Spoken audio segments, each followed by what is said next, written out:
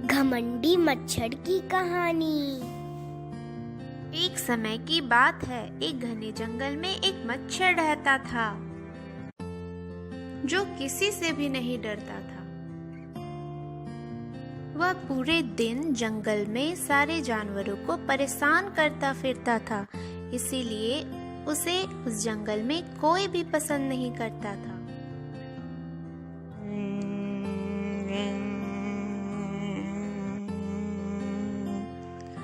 हटो, जाओ यहाँ से, परेशान मत करो।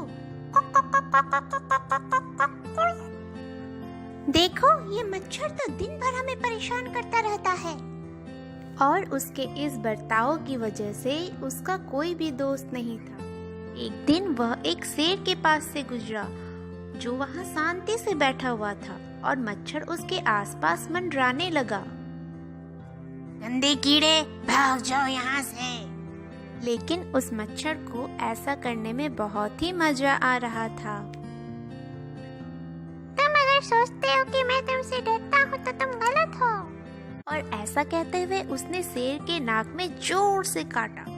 गुस्से और दर्द से वो शेर पागल हो चुका था और उसने मच्छर को मारना चाहा, लेकिन गलती से उसने अपनी नाक पर ही चोट लगा दी। लेकिन मच्छर ने शेर को काटना बंद नहीं किया और शेर ने जल्दी अपने ही नाखूनों से खुद को घायल कर दिया। अब शेर ने भी मच्छर को मारना बंद कर दिया। मच्छर भी बहुत खुश हुआ कि जंगल का राजा भी उसे मार नहीं पाया और इस बात को वह जंगल के हर एक जानवरों को बताना चाहता था। उसने जंगल के सारे जानवरों को इकट्ठा किया और राजा पर अपनी जीत के बारे में बताने लगा। पास ही में एक मकड़ी का जाल था और उसमें एक छोटी सी मकड़ी थी जो मच्छर की सारी बातें सुन रही थी।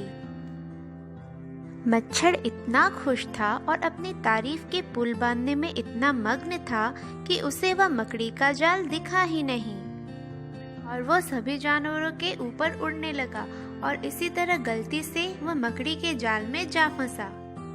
बेचारा मच्छर, जिसने एक शेर जैसे जानवर से जीत हासिल की थी, वह अब एक छोटे से मकड़ी का भोजन बन गया था और मकड़ी ने तुरंत ही उस मच्छर को दबोच लिया।